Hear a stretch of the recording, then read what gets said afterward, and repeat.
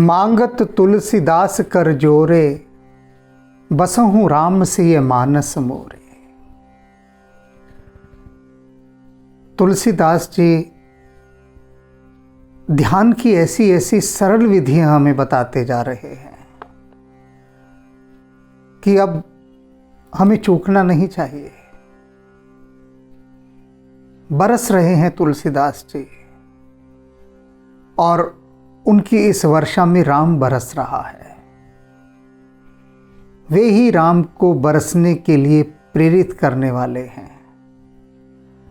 राम जी तुलसीदास जी की नहीं सुनेंगे तो भला किसकी सुनेंगे? सुनी है उन्होंने उनकी, सुन रहे हैं उनकी, तो इसलिए हम भी तुलसीदास जी की बात सुने, उसे गुने और उसे बुने। ये तीनों चरण यदि हमने पूरे कर लिए तो फिर समझ लीजिए कि भक्ति की यात्रा बड़ी ही सुखद रूप से संपन्न होगी। और आज उसी कड़ी में तुलसीदास जी बहुत प्यारी बात बता रहे हैं, बहुत ही प्यारी बात, जिसे आप सुनेंगे तो जानेंगे और समझेंगे कि अरे इतनी सरल बात थी और हम इतना परेशानियों से जूझ रहे थे। देखते हैं क्या कहते हैं तुलसीदास जी। पावन प्रेम राम चरण कमल, जन्म लाहु परम। कह रहे हैं कि जो प्रभु श्री राम के चरण कमलों में पावन प्रेम, निष्काम प्रेम, पावन प्रेम माने निष्काम प्रेम, निष्काम भक्ति, उसे लगाओ तुम। प्रेम तो करो किंतु कौन से वाला? निष्काम प्रेम। ऐसा प्रेम जिसमें कुछ अपेक्षा ना हो, चाहत ना हो, कुछ मांग ना हो, डिमांड ना हो। अनकंडीशनल लव, कोई कंडीशन ना हो। ऐसा प्रेम प्रभु श्री राम के चरण कमलों में लगा है मेरे मन। जन्म लाह परम, इस धरती पर जन्म लेने का जो परम लाभ तू उठाना चाहता है, तो एक ही परम लाभ है कि प्रभु श्री राम के चरण कमलों में तू निष्काम प्रेम कर। अकारण प्रेम, तेरे प्रेम के पीछे कोई कारण ना हो। प्रेम स्वयं ही अपने आप में एक कारण हो तो हो। किसी सांसारिक विषय वस्तु की वासना, कामना, ये इच्छाएं ना हो, क्योंकि ये है मैल, यह है खोट। प्रेम के अंदर मैल आ जाए, खोट आ जाए, खटास आ जाए तो बात दूषित हो जाती है। प्रेम तो है विशुद्ध दूध, और इस दूध को नमक और नींबू से बचा कर रखना है, अन्य किसी भी प्रकार की अशुद्धि से बचा कर रखना है। सीधी सीधी बात जान लीजिए कि निष्काम प्रेम होता क्या है। दूध है निष्काम प्रेम। कितना बचा के हम रखते हैं दूध को। दूध जब भी हम गर्म करते हैं या किसी दूसरे पात्र में डालते हैं तो सभी लोग, संसार के सभी लोग इस बात की सावधानी बरतते हैं कि उस पात्र में कहीं कोई गंदगी ना हो, कोई दोष ना हो, कोई अशुद्धि ना हो। क्योंकि यदि अशुद्धि हुई तो दूध का खराब होना तय है, वह खराब हो ही जाएगा। इतनी छोटी सी बात हम समझते हैं कि दूध को कैसे रखना है, और भक्ति की बात नहीं समझ पाते कि भक्ति को कैसे रखना है। ऐसे ही रखना है, किसी भी प्रकार की कोई इच्छा की मिलावट उसके साथ ना हो, किसी भी प्रकार की। और तभी ये परम लाभ प्राप्त होगा मन तुझको प्रभु श्री राम के चरण कमलों की भक्ति करने का। पावन प्रेम राम चरण कमल जन्म लाह परम, राम नाम लेत होत सुलभ सकल धर्म। तुलसीदास जी कह रहे हैं, जब इस विधि से इस प्रकार तू राम का नाम लेगा ना, तो संसार के सारे धर्म तुझे उपलब्ध हो जाएंगे, संसार के सभी धर्म तुझे सिद्ध हो जाएंगे। कोई एक धर्म नहीं होगा, जितने भी धर्म हैं सारे सब सिद्ध हो जाएंगे, क्योंकि राम के चरण कमलों में निष्काम प्रीति करने के बाद तू एक उस तत्व को जान लेगा, जिस एक तत्व को जानने के बाद फिर कुछ जानना शेष नहीं रह जाता, फिर कुछ जानने योग्य नहीं रह जाता। और वही एक तत्व है राम। राम के साथ निष्काम प्रीति जोड़, जन्म लेने का वास्तविक लाभ प्राप्त कर, और जितने भी धर्म हैं संसार के, उन सभी धर्मों को तू अनुभव करेगा अपने भीतर, उन्हें सिद्ध कर लेगा, वे तेरे लिए सुलभ सहज हो जाएंगे। फिर तुझे कुछ भी पराया नहीं लगेगा, ओपरा ओपरा नहीं लगेगा, सब कुछ तुझे राममय लगेगा, सब कुछ। तब तू देख पाएगा कण कण में राम को। तब जोग मख विवेक बिरत वेद विदित करम, विदित वेद विरत करम। वेदों में बहुत सारे उपाय बताए गए हैं, बहुत सारे उपाय कि किस प्रकार से आप परमात्मा की ओर यात्रा कर सकते हैं। शुद्धिकरण की यात्रा सबसे पहले साधक को बताई जाती है। तो वेद बहुत सारे उपाय बता रहे हैं। क्या कहते हैं वेद? योग, योग के माध्यम से योगी महायोगी जन्मों जन्मों साधना करते हैं, जन्मों जन्म। एक योगी जो साधना कर रहा है इस जन्म में, उसने योग को अपना जीवन दे दिया, तो अगले जन्म में भी उसकी वहीं से दोबारा यात्रा आरंभ होती है जहां उसने छोड़ी थी। फिर अगले जन्म में, फिर अगले जन्म में, इस तरह से अनंत जन्मों तक वह योगी यात्रा करता करता महायोगी बन जाता है। और फिर महायोगी भी यात्रा करता है आगे और उच्च योग की अवस्था की। तो ये उपाय है योग का एक। मख यज्ञ, विभिन्न प्रकार के कितने यज्ञ सुने होंगे आपने। अश्वमेध यज्ञ, राजसूय यज्ञ, उत्तरेष्ठी यज्ञ, और न जाने कितने कितने प्रकार के यज्ञ हैं, अनंत यज्ञ हैं। वेदों ने अनंत प्रकार के यज्ञों का भी उपाय बताया कि इन यज्ञों के माध्यम से यात्रा करो। विवेक बिरत वेद विदित करम, और अनेक प्रकार के विवेकपूर्ण उपाय वेदों ने बताए उस परमात्मा की ओर यात्रा करने के। अब तुलसीदास जी कह रहे हैं ये जितने भी उपाय बताए गए हैं, जितने भी उपाय, वे सब कैसे हैं? करीबे कहाँ कटु कठोर सुनत मधुर नरम। जब हम इन उपायों को सुनते हैं तो बहुत नरम लगते हैं, कोमल लगते हैं, सुखद लगते हैं, अच्छा भी लगता है।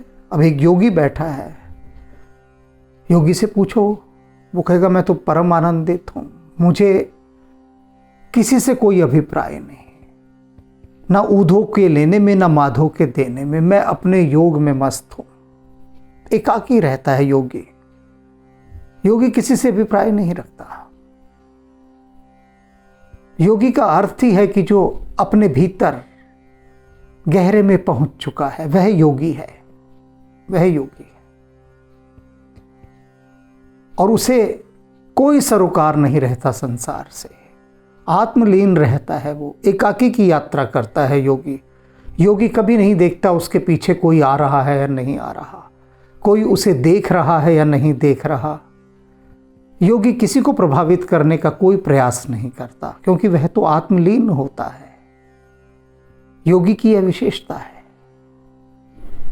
और योगी इतने गहरे अंतर्मन की यात्रा करता है कि बाहर से व्यक्ति जान नहीं सकता कि योगी के भीतर क्या है, नहीं जान सकता।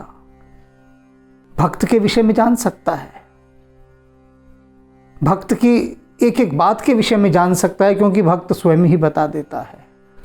किंतु योगी गहरे रहस्यों से भरा हुआ एक ऐसा यात्री है जो बहुत धीर गंभीर यात्राएं करता है, धीर गंभीर, अंतर्मुखी, शांत, निस्वार्थ और अपने में लीन। तो बहुत अच्छा लगता है योगी हो जाना, बहुत अच्छा लगता है।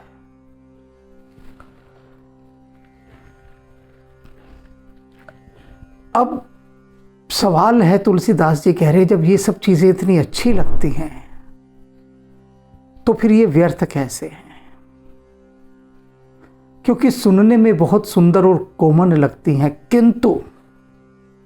किंतु करीबे कह कटु कठोर, जब हम इनको करने पर आते हैं तो ये बहुत कड़वी और कठोर हो जाती है, बहुत कड़वी और कठोर।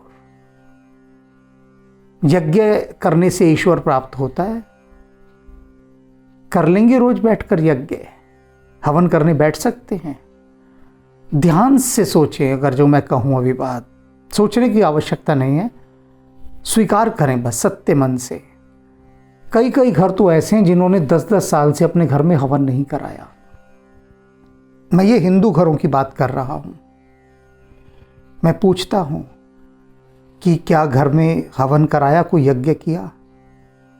तो उन्होंने कहा अभी कहाँ, घर में कोई शादी ब्याह होगा, कुछ होगा तब करेंगे, तब मजबूरी में करेंगे, क्योंकि डर लगता है काम ना बिगड़ जाए, वरना नहीं करेंगे। रोज की तो बात छोड़ दीजिए, बिल्कुल छोड़ दीजिए। मैं पूछता हूं कि क्या महीने में एक बार हवन किया? वो कहते हैं साल भर हो गया कोई हुआ ही नहीं हवन। तो मैंने कहा साल भर से पहले किया था? वो बोले नहीं, तब भी नहीं किया। 3 साल पहले किया था? वो बोले नहीं किया। गाड़ी करती करती 5 साल तक चली जाती है और फिर वहां चली जाती है जब उनके बच्चे पैदा हुए थे। कहते हैं हाँ तब हुआ था हवन, तब। बोले इस बीच कोई नई दुकान ही नहीं ली हमने, नई दुकान लेते तो दुकान पे हवन करते, नया कोई घर ही नहीं लिया, नया घर लेते तो उसमें हवन करते। तो कुछ भी ऐसा कोई नया चीज खरीदी नहीं हमने, कुछ बनाया नहीं, तो हवन किस बात का करें? तो बड़ा कठोर है यज्ञ के माध्यम से साधना करना। कैसे करेंगे? रोज आहुतियां अग्निदेव को कैसे देंगे? लोग कहते हैं हम खाना खा लेते हैं, यही बहुत है। आप हवन की बात कर रहे हैं। तो वही तुलसीदास जी कह रहे हैं कि दिखने में बड़ी मधुर और कोमल लगती है, लेकिन जब करने पे आओ तो बड़ी कठोर। अब योगी बनना, बन के देखो योगी, कोई बन के देखो। योगी हो जाना बड़ा अच्छा लगता है, सुंदर लगता है। योगी को देखते हैं तो लगता है कि वाह क्या जीवन है, जीवन हो तो ऐसा हो जैसा योगी का है, परम शांत तेजस्वी। बहुत मन करता है योगी जैसा हो जाने का, लेकिन योगी का योग, योगी जो साधना करता है, जो तपस्या करता है, जब उस पर पहला कदम ही रखेंगे तो पैर ऐसे पीछे हटा लेंगे कि जैसे कि तेज धूप में तपती हुई कोई सड़क पर नंगा पैर रख ले, एकदम पीछे पैर हटा लेंगे। योगी के पथ पर चलना खाला जी का घर नहीं है, बिल्कुल नहीं है। योगी होना एक अनूठी घटना है, अनूठी घटना। विरले होते हैं योगी, विरले। तो तुलसीदास जी कह रहे हैं कि वेदों में उपाय तो बताया है, बिल्कुल बताया है। सुंदर सरल लगता है, प्यारा लगता है, कोमल लगता है, लेकिन उन पर चल पाना बहुत कठिन है, दुष्कर है। जीवन दुश्वार हो जाएगा उस पर चलने लगेंगे तो। तब क्या कीजिए? तब बताते हैं वो क्या कीजिए। तुलसी सुन जान बूझ भूल ही जन भरम।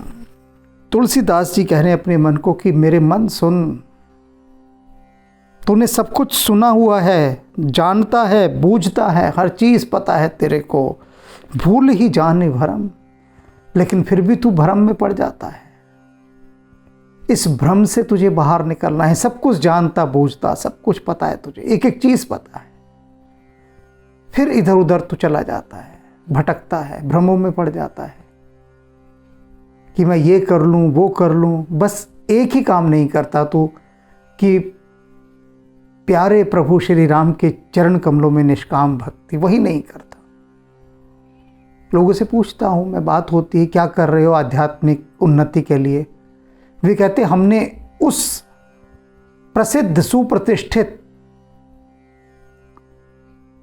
स्पिरिचुअल ऑर्गेनाइजेशन को ज्वाइन किया हुआ है और उसके हमने बहुत सारे कोर्सेज भी किए, और फिर वो बताते हैं उस कोर्सेज के बारे में मुझे। मैंने कहा बहुत अच्छा किया, अब बताओ वो कोर्सेज तुमने जो किया 10 दिन का, 9 दिन का, 5 दिन का, 21 दिन का, उसके बाद उसका अभ्यास कितने दिन किया घर पर, प्रैक्टिस कितने दिन की। वो कहते वो तो हमने छोड़ दी, बस उसी दिन किया था जब जब वहाँ गए उस स्पिरिचुअल ऑर्गेनाइजेशन में। तो वही बात तो तुलसीदास जी कह रहे हैं कि ये बहुत कठिन है कर पाना, कठोर है, सुनना सरल लगता है, करना कठिन है। तो इसलिए मेरे मन तू भ्रमित मत हो, मत भ्रमित हो। क्या कर, ते ही प्रभु को होई, तू उस प्रभु का हो जा, बस उसकी शरणागत हो जा राम की, और कुछ मत कर, क्योंकि तू कर ही नहीं सकता। इतना सामर्थ्य तेरे पास नहीं, संकल्प तेरे पास नहीं, इच्छा शक्ति तेरे पास नहीं, उधर से तेरा मन तेरे को भटकाएगा।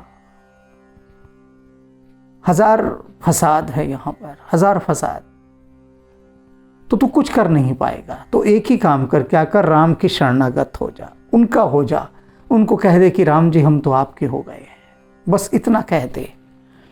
जा ही सब ही की शर्म, कहते हैं उनको सबकी शर्म है। प्रभु जो तो कई लाज हमारे, प्रभु जो तो कई लाज हमारी, वो सबकी शर्म करते हैं, सबकी लाज रखते हैं। तुम शरणागत हो जाओगे तो शर्मा शर्मी उनको तुम्हारा उद्धार करना ही पड़ेगा। क्या करें, मजबूरी है राम जी की। राम जी भी बड़े बेबस हैं, मैं बताऊं, बहुत मजबूर हैं, अपनी ही प्रतिज्ञा के हाथों मजबूर है, विवश है। उनकी प्रतिज्ञा है जो शरणागत हो जाएगा मेरे मन से, पूर्ण रूपेण मन से जो समर्पित हो गया, जो शरणागत हो गया, फिर उसका सब वहन करना मेरा दायित्व है। तो वे सबकी शर्म रखते हैं, सबकी लाज रखते हैं। इसलिए मेरे मन तो क्या कर, प्रभु श्री राम के चरण कमलों में निष्काम प्रेम कर, और इस संसार में जन्म लेने का जो परम लाभ है उसे प्राप्त कर, उसे उपलब्ध हो जा। तो राम के चरणों में निष्काम प्रीति लगाने की यात्रा पर चलिए। निष्काम प्रीति, वे सब जानते हैं, अंतर्यामी है राम, सब पता है किसको क्या चाहिए, कितना चाहिए और कितना मुझे देना है, सब पता है उनको। तो क्यों व्यर्थ में हाय हाय हल्ला हल्ला मचाकर अपने उस दूध के अंदर अशुद्ध पदार्थ डाले जाएं। दे रहे हैं ना राम जी, सब आगे भी देंगे, तो क्यों ना हम भक्ति रस में डूबे रहें, उसका आनंद लें, बाकी अभिप्रायों को भूल ही जाएं। और भूलेंगे आप, पक्की बात है, बस इस राह पर चलना शुरू कर दीजिए।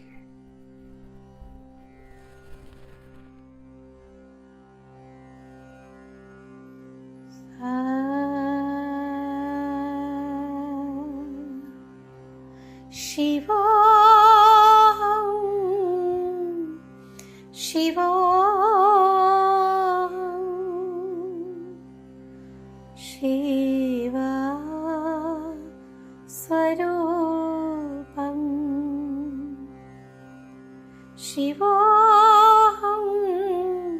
शिवोऽहं शिवा स्वरूपं नित्योऽहं शुद्धोऽहं बुद्धोऽहं मुक्तोऽहं नित्योऽहं शुद्धोऽहं बुद्धोऽहं मुक्तोऽहं शिवोऽहं शिवोऽहं शिवा स्वरूपम् ॐ नमः शिवाय ॐ नमः शिवाय